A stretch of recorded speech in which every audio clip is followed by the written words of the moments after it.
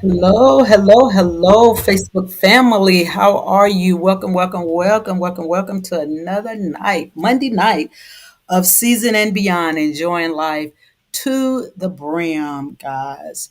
Tonight, I'm going to do a part two of forgiveness. Okay, I want to talk about forgiving self. Okay, I'm gonna try to do something a little new tonight. I'm gonna try to use two screens on this computer. I am going to figure out how to use this thing, okay? So I can read my notes over here and also see your comments, okay? I think that's going to do it right there. Oh, that did it.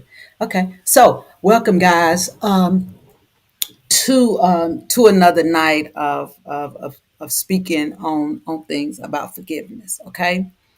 Um, First, I want to start out with a scripture, okay? Romans 3:23 through 24 says, "For everyone has sinned, we all fall short of God's glorious standard. Yet God, in His grace, freely makes us right in His sight. He did this through Christ Jesus when He freed us from the penalty for our sins." Okay. Now, in saying that, I wanted to use that scripture first because I just want people to know that we are not perfect people. Again, that things are going to happen in our life. We're going to do things in our life. But the thing about it is that when we do them, we have to make an amend with ourselves, and with others about things that we do that's not of good of a good help to others and self. Okay, because one thing about this forgiveness, when I talked the other time when I was telling you that forgiveness is not for the other person. We're going to say that again, and here is really for us, right? So forgiveness is more than a decision, guys. It's more than a decision. It's a process of praying. You most definitely got to pray when you're thinking about forgiving somebody, and it's for something that's really detrimental to you. Um, you really have to do some praying to get yourself together to be able to ask for forgiveness or to accept forgiveness. So sorry, when I do my live, you see like everybody want to call me while I'm doing my live. Let me respond to this. Let me see, we'll call you back.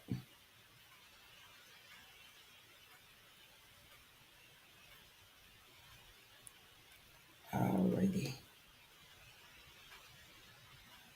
Okay. Yeah, so we gotta understand that this thing is a process. Things just don't when certain things happen in your life, it just do not you are not going to uh, it's just not going to automatically come to you and you like well some people, I'm going to say some people, don't let me say that, some people it's not going to, because it's so it has destroyed your soul so bad that it's hard to get to that point. There's something on my screen, I'm sorry. To that point of forgiving, right? So it's a process in this thing called forgiveness, right? Sharing feelings with a confidant, right? And adjusting attitude, right? Oh, a lot of times in when things have happened to us, we gain an attitude, right? And I have seen that way. Someone has been hurt physically, mentally, and verbally, like abused, or some situation happened in their life. Their attitude just shift, and it's just horrible sometimes, right? So we got to begin to notice that our attitude has changed and begin to adjust it, right? And some would say, it is like peeling back layers of an onion to reach that point of um, extending grace and God's mercy towards others that have wronged us, or that we have wronged, how we can extend grace, to ourselves, right? Sometimes we can't even extend grace out to ourselves because of the things, that we have done. Okay. When we are angry at an offender, we need to realize that forgiveness is not only a gift of mercy for that person, again, but a healing process for our own selves. Okay, it's a healing process for us, and we have to learn how to. Wait a minute, guys, I got to let me get this.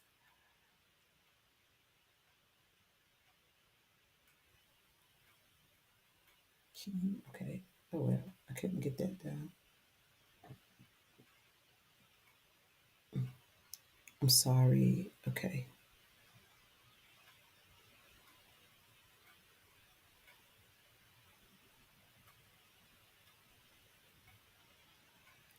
Okay, I'm sorry.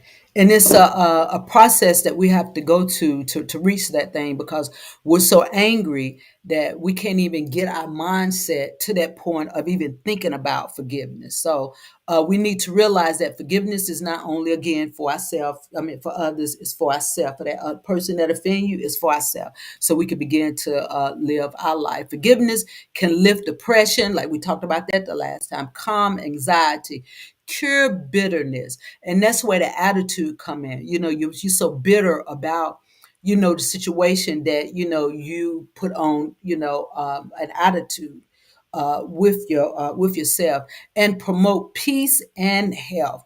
One thing that we need now, after what we've gone through with this pandemic, we need to make sure that we do any and everything that's going to promote health, that going to promote and build up, our health, right? So, if learning how to forgive someone is going to do that, begin to work on that thing. Forgiveness help to grow in healthy faith and loving relationship of self and others. You remember in the last one, I talked about loving self, right? The only way that we can begin to love others, right, is that we got to learn how to love ourselves. We have to learn how to love ourselves. Putin and Kalu and I, we talked about Pudence and Kalu and I, Pudent Kalu. We talked about that also, loving self, right? We got to learn how to love ourselves. If we don't love ourselves, again, how in the world can you begin to love someone else? You don't even really know the definition of what love really means when you can't put that on to yourself. And it is not being selfish. It is being good to ourselves and being appreciative of ourselves and knowing we are to love ourselves regardless of what's going on in our life, regardless of what we've done, and all that good stuff. We need to learn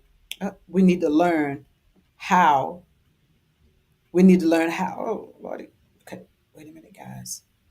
We're trying to get this thing. We need to learn how to begin to love ourselves. Okay. When I was doing my chaplaincy, we did these didactics and things, right? And one of the didactics, we someone came in and presented this book to us about get out of your mind and into your life, right? And I said, wow, that thing really like did something to me. It is an awesome thing. You in your mind, you always thinking these negative things because of something that has happened to you or happening to you, right? Because you can be in that situation right now. And you're in your mind about what you're going to do and how you're going to do it, but you never come out of your mind to begin the process how you're going to get out of this situation, how you're going to solve this situation that you're in, right? And in this book, the chapter 4 of this book, letting go, talked about acceptance and willingness, right? Letting go, learning how to let go of things. And when we say let go of things, it's not like just throw it down. I'm not going to think about it. And no, again, it's a process that you go through when you begin to let things go in your life to begin to get to that forgiveness part of your life, right? And I'm just going to read some of the things that was in there. This is not mine. This is the book, okay? Willingness and acceptance mean adopting a gentle, loving posture towards ourselves, right? That's where it come in about loving ourselves. When we don't know how to love ourselves, when we can't get into ourselves, right? We can't get into the process of learning how to forgive someone else or how to forgive, ourselves, So we most definitely have to get in that posture, to ourselves, learning how to love ourselves, be gentle to ourselves, and compassionate to ourselves, and learn how to hug ourselves, and truly love, ourselves, right? It said our history and our programming so that it becomes more likely to us to simply be aware of our own experience, right? Much as we would hold, just like we would hold a fragile object, in our hands and contemplate it closely and dispassionately, calmly, and emotionally. That's how we would take, ourself, right? That we got to be aware of our experiences and be aware, of who we are, right? And take that thing, and place it in our hand and be gentle with it, right? We got to be gentle with ourselves, right? And then it says the goal of willingness is not to feel better. And when I first read that, I said, God, I want to feel better, right? But it's not to feel better, right? The goal is to open up yourselves to vitality. That means a state of being strong, right?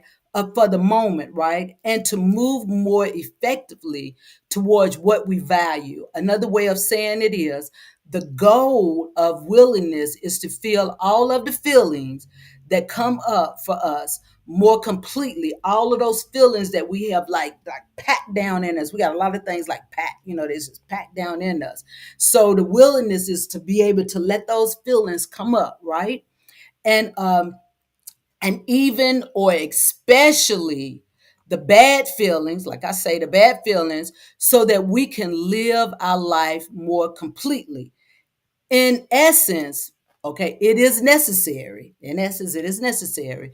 Instead of trying to feel better, willingness involves learning how to feel better. We got to learn how to feel better because we have been placed in this thing of that, don't bring your feelings out and all that, don't be emotional and all that stuff. So we're in a process of relearning things, relearning our feelings, right? How we feel and how those feelings affect us and stuff like that, right? We got to begin to bring those things up again. To be willing and accepting means to give ourselves enough room to breathe. Bringing those things up, give ourselves room to breathe. We got all these things in us, and it's holding down on our lungs, it's holding down on our heart, it's holding down on our liver, our kidneys, our stomach, it's holding down on everything. So now when we begin to bring those things up, right? Bring our feelings up and bring, the bad and the good, it begins to lift up on our lungs, lift up on our hearts, lift up on our esophagus, lift up on our nasal or and our liver, our stomach, our intestines, begin to lift up off all those things. And now we can breathe freely. We have room now that we can actually breathe, right?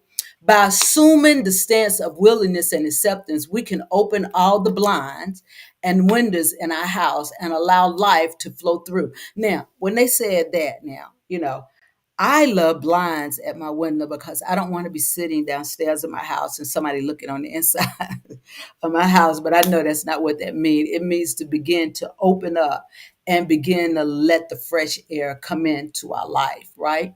So we let fresh air and light enter into what was previously closed and dark in our life. We have a lot of dark areas in our life. And sometimes we don't really realize that we have these things in our life until we begin to get by ourselves and get silent.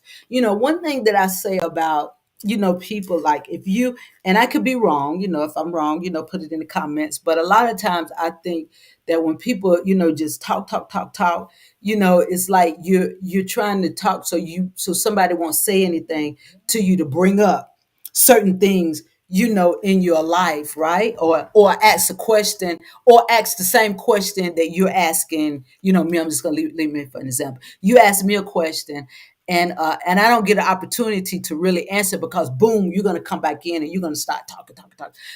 So it won't give me the opportunity to say anything to you. So those are the dark areas in your life that you're not willing to bring out, right? That the things that needs to be brought out, so you can begin to breathe and you can begin to let those things be released out of your life, right? So that's what that's saying. We let fresh air and light enter into what was previously closed and dark, those closed areas in our life. The only way that we can begin to forgive ourselves or forgive others is that we got to begin to open the windows and open the doors of those things that are dark in our life, right?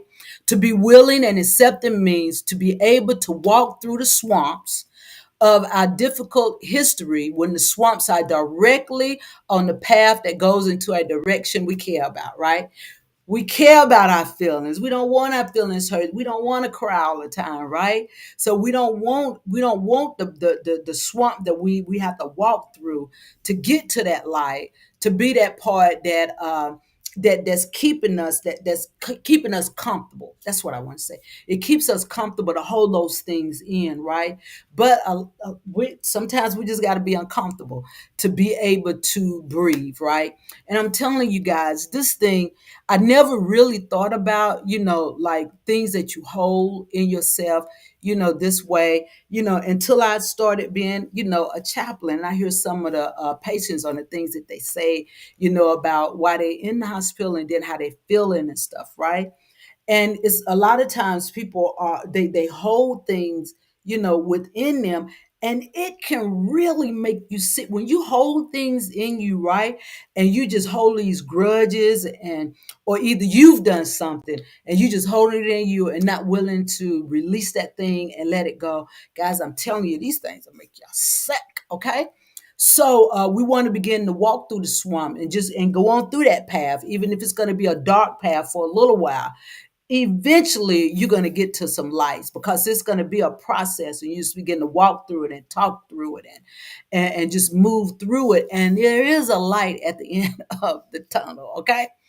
To be willing and accepting means noticing that we are the sky, right? Not the clouds, the ocean, and not the waves. It means noticing that we are large enough to contain all our experience, right?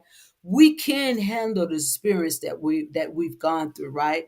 And I know, and I'm going to say this, and then I'm going to put another part on that. I know that there are some things that have happened to people in their lives, right, that have been so hard, to you, for you to even accept forgiveness from that from an individual that has done anything to you, let alone you're forgiving yourself for allowing it to happen to you. And I know that sounds strange, but that's where a lot of people think that, they think it's their fault in certain things that happen to them. I'll allow that person to verbally abuse me. I will allow that person to physically abuse me. How can I, forgive myself, for allowing that to happen, to me? There is a process to go through for you to get to that point of forgiveness of yourself, for allowing yourself, to get through it, right? And for forgiving the other person that did it, regardless if they don't feel like that they have done anything, because a lot of times that's the situation. The offender feel like that they haven't done anything wrong, but we have to know that we are. It means noticing that we are large enough to contain all of our experiences. And just as the sky can contain any cloud and the oceans any waves, that we are that big sky, right? We are that big ocean, right? We are that person, right?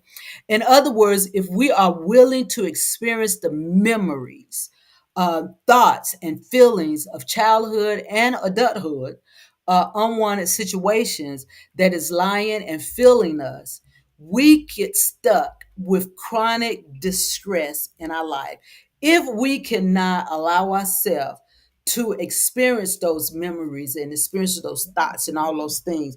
That we are going to be stuck, and we're going to be in a chronic situation. And that we do not want. We do not want to be in that situation all our life. And that's what this book means, is that it wants us to begin to let go and begin to experience life, begin to experience, that scripture, we begin to experience in a more abundant way, right? God want to give us life, and he want to give it to us an abundant way, right? For us to have joy and peace and happiness, right? So when I first did this, the first one, right? When I was talking, and I think I might have said, I should have went back and listened to it again before I did this. I might have said it, but while I was talking, right, about certain things, other things was coming into my mind, right, and I was thinking, God, you know, have do I have some still have some open doors, that need to be closed, or have I forgiven, certain people, or have I forgiven myself, right? I had just began to just think about all of those things, right? And then when I was talking to people about, about the live that I was doing, they were thinking the same thing. God, and certain things were coming up, in their mind, in like conversations that they had. Should I have completed this conversation? Should I have asked another question, within that conversation when it was asked of me, to forgive the individual, or for myself, if I actually, forgave myself, repeating again. Yeah. So, all of those things begin to well up, in me. And I'm thinking, did I, so I had to have a come to Jesus and a reevaluation with myself when I finished that talk, because I'm thinking, God, I'm thinking I'm talking to the viewers, right? But I'm really, I'm talking to myself. This is like when you preach and, they say, people think that, they just, the preacher just talking to their congregants, right? No, we're talking to ourselves too, because we're guilty of a lot of things also. And in that particular segment that I did with forgiveness, I was talking to myself because there were things that I had not been open with, and I was still walking in that darkness, trying to figure out, what should I do? Should I just forgive, and don't even worry about the other individual, or just let it linger on? No, I choose to forgive, let go, and move on and live my life. And I had to really get that going, from that last live that I did. It just came up, and I was just like, oh, before, when I was trying to go to sleep, all that thing was just going through my mind. I'm thinking I ain't even forgave that individual, but now I'm good. I'm good as good.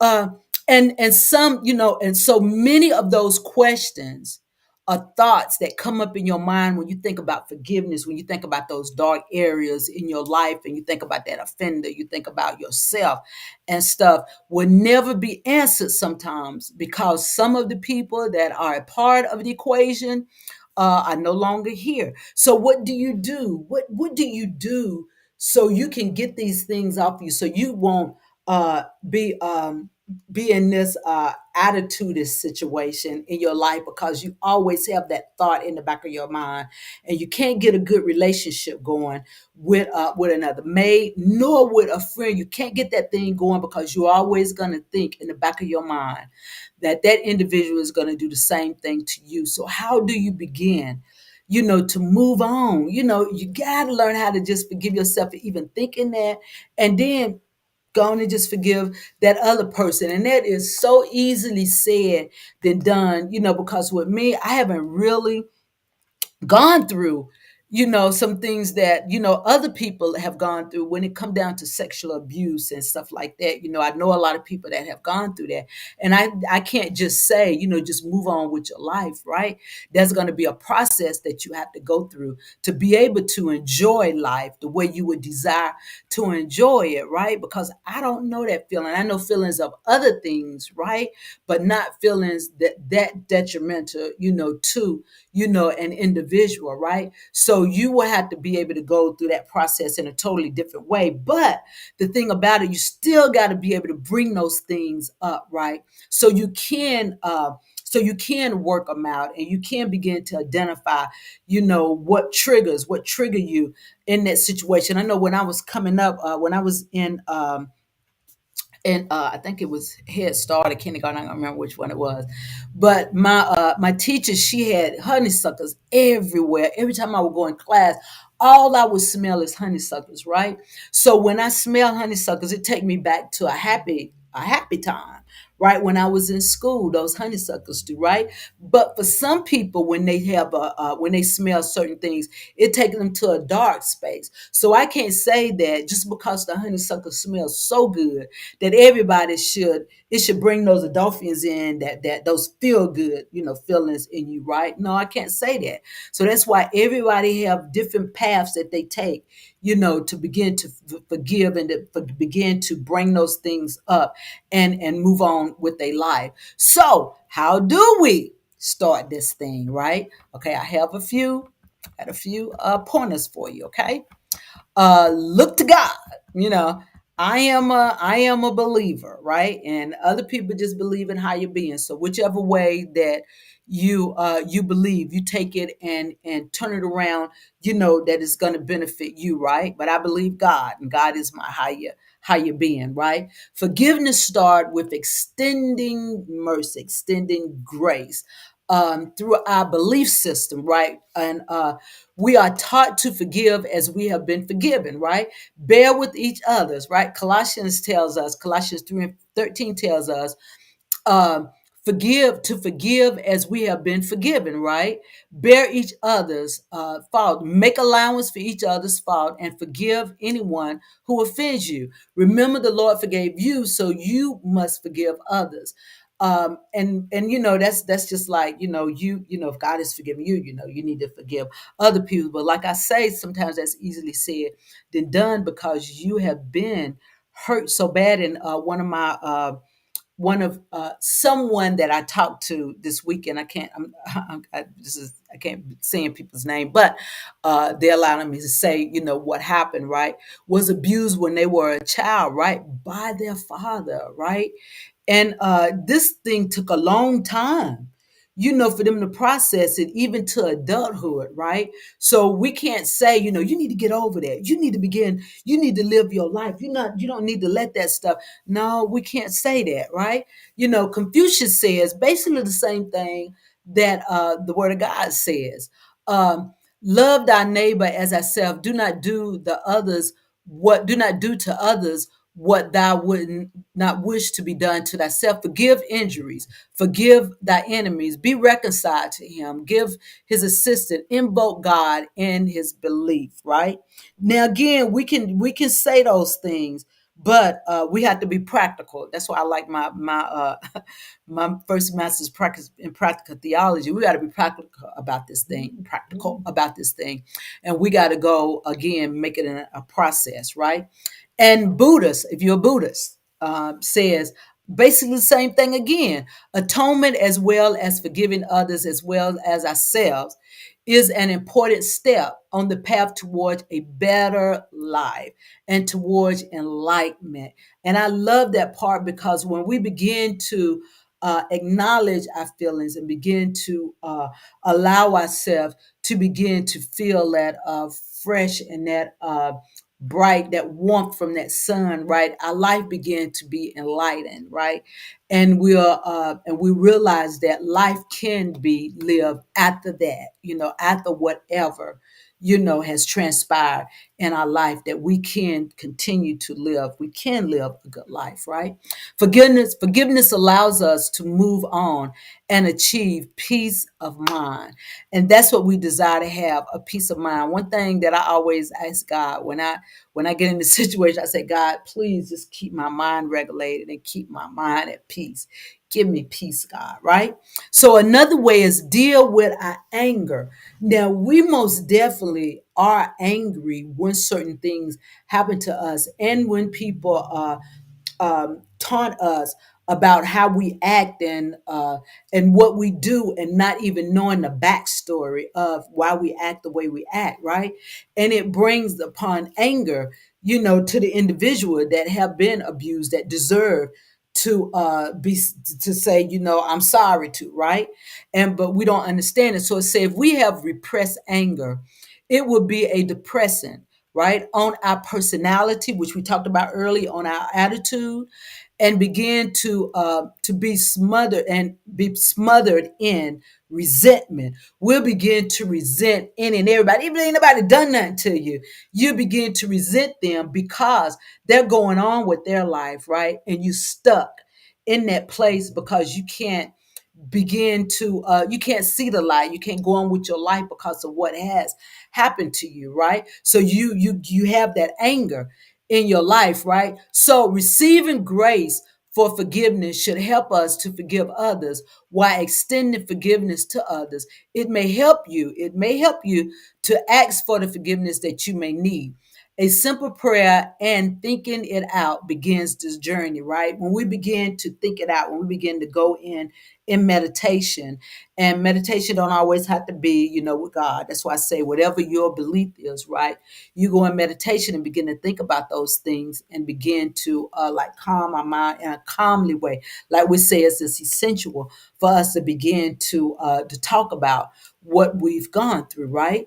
So when we begin to do those things, it'll take us to that step of forgiveness. Okay, giving and receiving forgiveness are connected. Matthew 6:12 say, "Forgiving us our sins as we have forgiven those who sin against us." Right, and again, like I said before, a lot of times the individual may never admit, what they've done to you. That's why you got to begin to just forgive that individual, and then forgive yourself for letting your life be controlled by that individual, and just move on with your life, right? Receiving grace of forgiveness should help us to forgive others while extending forgiveness to others. It may help you to ask for forgiveness that you may need. Okay, and that's with that simple prayer and dealing with anger, right? So instead, create a little control of what. Oh, no, let me go back up there. I didn't finish the anger. If we judge ourselves, we will go into that shame thing, right? And I have seen a lot of that. I have even felt that when I was doing my hello all, when I was doing my y'all share. Thank you for coming out. When I was doing my residency, we read this other book, Brene Brown. With I can't remember the exact title of it. I'm sorry, but it was about shame and being vulnerable with yourself to express the things that you have felt in your life, and why was so shameful about yourself and all that stuff, right? And I was able to work through a lot of things because I always thought that because I and I know to some people it may seem a little childish, because I was a child, that when I was in elementary school, I had to take speech therapy all the way through elementary school, right? First, really kindergarten, all the way through sixth grade, right? And I always felt that I was on a lower podium, right? Because it seemed like I was the only one going out of class, to the special class, for speech therapy, right? And I took it all that time, and I just felt that something was just wrong with me, right? But when I took that class, and I have always thought that. As a matter of fact, I still think that sometimes, right? And it's because I have this, of course, the speech impairment, right? And but I've always been, ashamed of that. So when now what I had to do was learn how to extend grace to myself, right?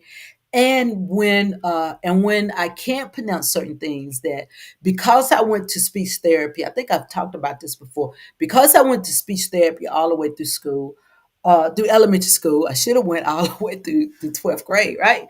But I obtained this thesaurus in my head, that when I can't say a word, I pull out another word that, in the place of the word that I can't say, right? So it was a plus. It was a plus for me, but I didn't see it that way. All I saw was that, I'm the only one that's going, out of class. Everybody else is staying in the class. So I was really ashamed. So a lot of times when we don't bring up those suppressed memories, bad memories that we think, some of us think, in some situations, all of them not, some of them are are intended, to be there because somebody did something bad to you, right? But in the situation I was in, I felt that it was bad. But to others, it might have been a little small thing, but it was a big thing. It was humongous. It was a big old mountain to me. But now I can move a little farther, from that, right? But still have those feelings sometimes, like if I'm in a conversation and if I'm talking, like sometimes I forget, and all of a sudden I one of these words will come out that I know I can't pronounce right, and then it'll take me back, into that shameful spot, right? To say, oh my God, I cannot pronounce this word. I should have slowed down so I could have had that other word in my mind and said that other word instead of this word I knew I couldn't pronounce, right? So in those situations when we feel like that, and other memories of bad things that come up in our life, right? We begin to go into that shame thing, that we're shameful about the things that has happened to us. And again, some of it is expected and happen because of the things that happen, right? So we lose our temper sometimes. Just because you're ashamed don't mean that you're not going to be aggressive, right? But and then you'll lose your temper over the small things that may be big to some now. We say, I'm saying small things, but then it's big to other people, right? And we begin to set the blame on self, right? And others when it's, other people that has done that to you. But when it's you, you're ashamed about what happened, and you think around you that nobody else have gone through that thing but you, right? But let me tell you, when I got a little old, I found out some of my classmates were doing speech therapy also. you know. So, but so you begin to play, get that blame, on yourself, that you're the reason why certain things happen to you and why certain things are happening to you, right? And you get set in that thing. So one thing that we had to do is, that's why we start that process of begin to talk about, those things. And sometimes they are just so hurtful that you can't do it, right? And that's why you got to be, okay, I'm not going to go further myself, right? I don't want to go ahead of myself. Instead, create a little control of what is going on, right? Start to reflect on your emotions, right? Our emotions, and pray that they can be directed in an area of peace, right? Again, that's easily said than done, but we can do it. Begin to set our directions in a peaceful place, right? Then begin to speak the truth in love. Begin to speak love to yourself, regardless of what has gone on, with you. Begin to speak love to you and begin to love yourself, because it's not your fault, right? Of what's going on in your heart, mind, body, and soul. Ephesians 4:15 tells us, instead, we will speak the truth in love, growing in every way more and more like Christ, who is the head of his body, the church, which we are. We are the church, and he would desire for us to speak love, to ourselves. Begin to be love, be love, be love. Okay. Hi guys. Hi guys. Share, share. Thank you. Okay, coming into a close, guys. Okay, feel our hurt. And when I saw that, I got this from someone else. When I saw that part, feel our hurt, I really had to think about that, because when something has happened to you, you do feel your hurt, right? You I think you feel it in the moment, and you feel it again when something come across to you to make you remember it again, right? That you feel that hurt. So I didn't really know how to bring that part across, because you feel that hurt, you carry that hurt with you, right? And in some situations, I think that hurt is being felt all the time, right? It's just according, because I think, for an example, like if you've been abused when you were a child and you have children of your own, then you feel that, because you don't want your children to feel what you felt, right? So that hurt, starts all over again, right? So I had to really look into this to see, feel our hurt, right? So usually when we are angry, we feel hurt, lost, disrespect, or rejected, right? And that is so because we do feel disrespected when, certain things happen to us in our life, and we feel rejected because instead of the abuse, we feel that we should be loved instead of being rejected or being abused and disrespected and stuff. So we will get angry and we feel that hurt, right? For our emotional healing and to gain the insight and strength we need to forgive, it is important to find someone. Okay, guys, I'm going to say something else. I'm going to really talk about this when I say this. To find someone safe to verbalize your pain with. Okay, guys, wait a minute. And as we do this, seek God's direction for who to open our mouth and share our heart with for comfort, right? I used to always think that even when we do our testimony, I think about how some people do their testimonies in church, right? We have to really be led by the Spirit of God when we do these things. Testimonies in church, testimonies with individuals, right? Because we need to know who to share certain things with, because everybody is not a closed faucet, right? Everybody didn't screw their faucet closed when you start talking to them, right? Their faucet is continuously open and flowing, and what you say to them may continue to flow out to somebody else, right? So you really need to be careful about who you share, your hurt with, because you don't want it to be a double, triple hurt that you're already hurting, and the person that you think that's your friend or that's going to be that confidant to you, right? Go and share it with somebody else, right? Proverbs said it so elegantly. Okay, Proverbs 3 and 5. It says, "Trust in the Lord with all your heart, do not depend on your own understanding."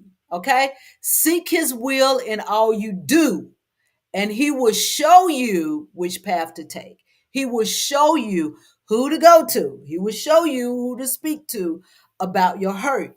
My thing is, get a therapist or a counselor, and you don't have to worry about that.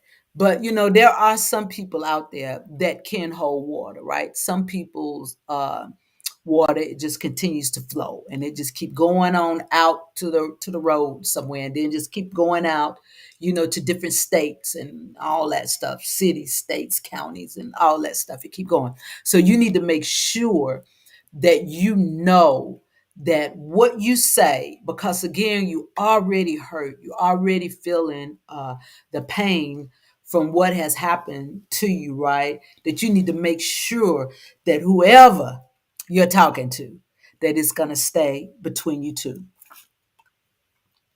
Okay?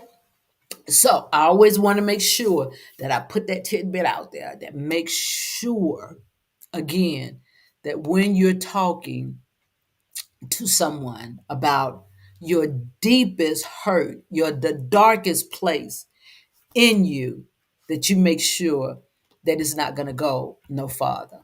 Okay? And last but not least, set boundaries. Okay?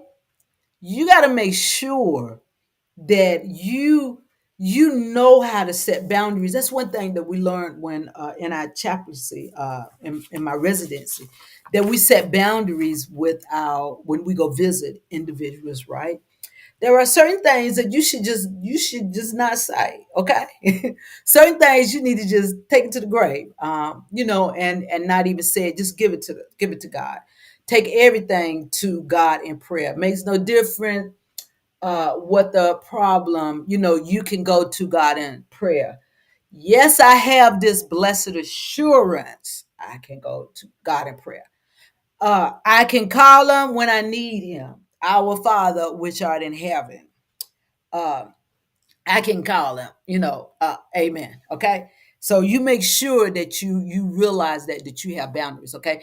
If we reflect on our rational history, right? Relational history, I'm sorry, we may find a pattern in which we keep getting mistreated in similar ways, guys. That remind me of when you keep doing things and you get the same results, right? What does that say? You know, it says that I don't like to say, what it really means, but when you keep doing things and you get the same results, you need to reevaluate, what you're doing, who you're saying it to, who you're around, and all of that stuff, right? And begin to do something totally different. Okay.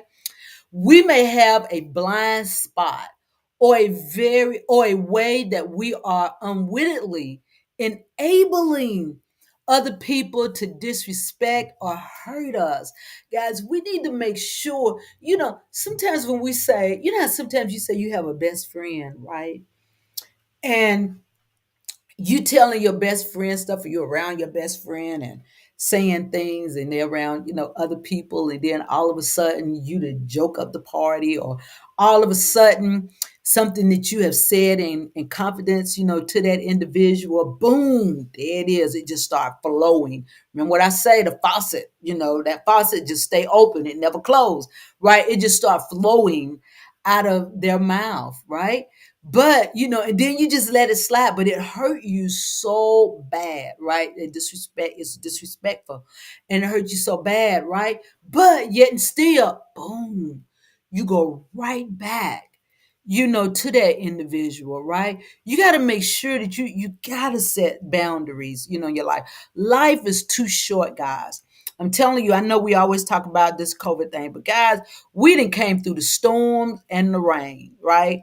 And since we made it, we need to make sure that we live a life of happiness, a life of peace, all right? Like my little thing say, enjoy life to the brim. I love just Scott's son. Live your life like it's golden, right? Don't let nobody disrespect you. Don't let nobody take you out of your character of who you are, right? So you need to make sure that you set those boundaries and know exactly who your friends are. If you're being disrespected and that faucet just keep going on things that it was supposed to have been a private conversation, but you somewhere with other people, and that friend that you thought you had, it just come out, right? So we need to make sure that we close that thing in, right? It is important to set wise boundaries, right, on our expectations and interactions with others. So sometimes we need to keep distance. That's what I was saying earlier. Say no or hold back our vulnerable emotions and needs, right? Sometimes we need to hold it back. Sometimes we don't need to be vulnerable with certain people, right? Sometimes we need to be, we need to take those things to a sofa, take it to a therapist, take it to a counselor, and let it, be there and work through what you're going through with that particular person, right? It is always loving and personal healing to engage the process of forgiveness, but reconciliation depends on both people acting with honest and responsible love for one another, right?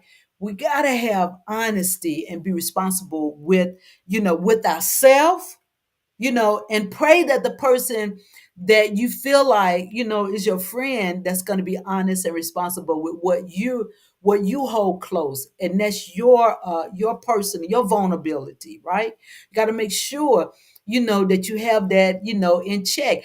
And if you don't, I always say that when you say something to somebody, make sure you can repeat it again, to somebody else, or who the person you're talking to, or whatever, right? And that's how I always try to live my life. If I say something, I can say it again, right? And I'm truly, healed from it, right? I can say it again. I have been through counseling, I've been through therapy, and I can say things, and I'm good with it, right? And I find myself sometimes sharing, things that I would have never shared before, right? Because I am healed now.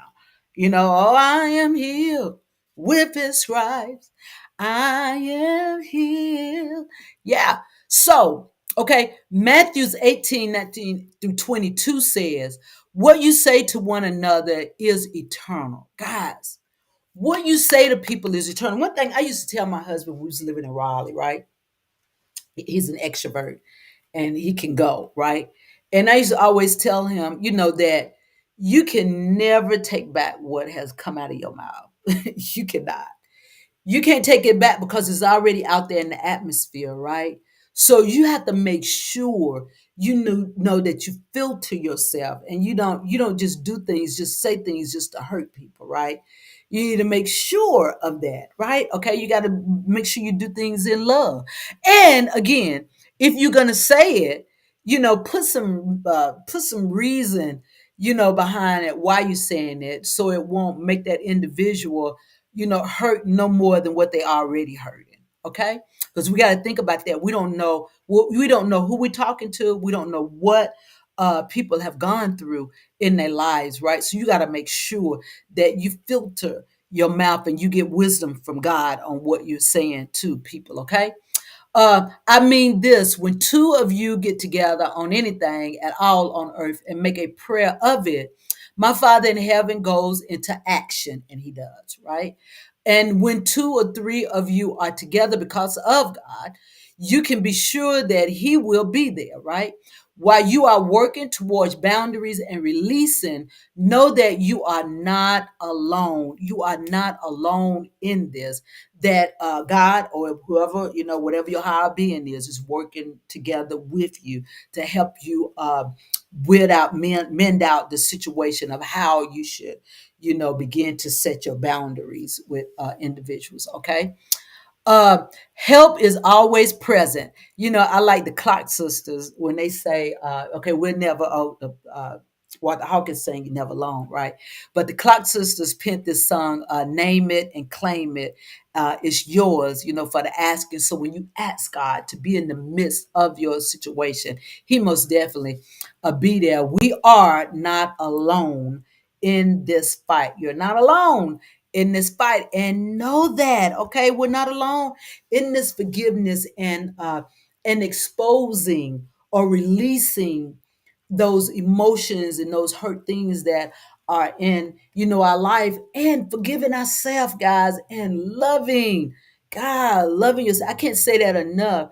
That we need to learn how to love ourselves. Love you Putin's said something in a talk that we was talking last week about being in the mirror and looking at herself and saying what she loved about herself. We need to begin, to do that. I have started doing. I have started doing it because I used to wouldn't even look in the mirror, right? But like that, right? I would just do what I need to do and just move on, right? But we need to start doing that, and saying, that we truly love ourselves. You love your eyes, you love your nose, you love your lips, and your cheeks, and big old hot cheeks, your dimples, and all of those things. Teeth, your eyes, your nose, your hair, and all that stuff, guys. Yeah, when I get my hair fixed again, I will take this hat off. So we just love ourselves. You just need to learn how to love yourself. Okay. So, in closing, guys, thank you so much for coming out. Please share, share, share, share, share, share, share, share, share. Okay. Psalms 41 through 3 tells us how God hears our cries for help. And that's what we're doing when we have certain things. Hey, sweetie, when we have certain things that's happening in our life and we just can't seem to get ourselves together, get ourselves going, right? We're crying out for help. It may not verbally be coming out, but you show that you need some help. You're crying out, for it, right? How he how he lifts us up out of the pit of despair and continue. Let me start that over. He tells us, it tells us how God hears our cries for help, right? How he lifts us out of the pit of despair and continues to pull us from the deep, dark places in our lives. Okay. One thing about him is he just do not leave us. He don't pick us up out of there, and just leave us, there. He stands us up on a solid rock so we will not fall. Okay. He placed a song of praise to offer up to others to see his goodness towards his children. So in return, his other children will know and see that we do not have to stay in the pit of the dark places, right, in our life, we too can join the party of liberation from ourselves and others and enjoy the marvelous fresh breath of air, right? From the sensation of feeling of better. This is not an option to healing, it is necessary that we begin to feel that breath, of fresh air, right? Begin to breathe that fresh air and know that we're not alone in the dark places, in our life, that we have someone there that's going to help and bring us through those dark places in our life. I've been listening to you for some time and I agree with almost everything you say. Thank you so much. Thank you so much. So we need to know that to forgive ourselves and to know that the way that we forgive ourselves is a process. And the first process, the first part of that process, guys, again, is that we got to learn how to love ourselves, that we are beautiful, and that if nobody else feel like that we are beautiful, know that you are beautiful. All right. So forgiveness, part two. Thank you guys for coming out and listening and share. And I pray that you did get something from this tonight. If not, you know somebody else that needs to hear this, forgiving self and beginning to love self and beginning to move forward, with your life and live your life like it's golden, okay? And enjoy life, okay? So, okay, let me say, I want to give a little bit of information here.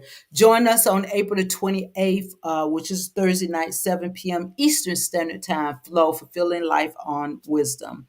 We're going to be talking about prophecy, right? And explaining what prophecy really mean and how it transpire, in our life. And when we do get prophesied to know, that we already know this thing. It's just an affirmation. So I'm not going to say all this stuff, but know that we're going to talk about that on the 28th of April, okay? And that's my daddy's birthday. And I'm thinking that I'm going to be on Hakeem's show on Wednesday, this coming Wednesday at 8 p.m. I'll let you know for sure, Eastern Standard Time. And Prudence Kalu, I'm going to be on her show on Thursday at 7 p.m. And I'll let you know for sure about that, the exact time and stuff. So, guys, please come out and be with us on those nights on Wednesday and Thursday night, okay? Thank you, guys, for coming out again. I love you guys, and there's nothing that you could do about it but love me back, okay? Let me open this up. Guys, that screen worked very well for me. I think I done got something. I think I know what I'm doing. Okay. All right, guys. Again, thank you so much for coming out. Y'all have a blessed night and take care of yourself. And know that the COVID is still out there, but a lot of things have been lifted up. But still, take care of yourself out there and love yourself. I love you again, and there's nothing that you can do about it. But love me back. Good night.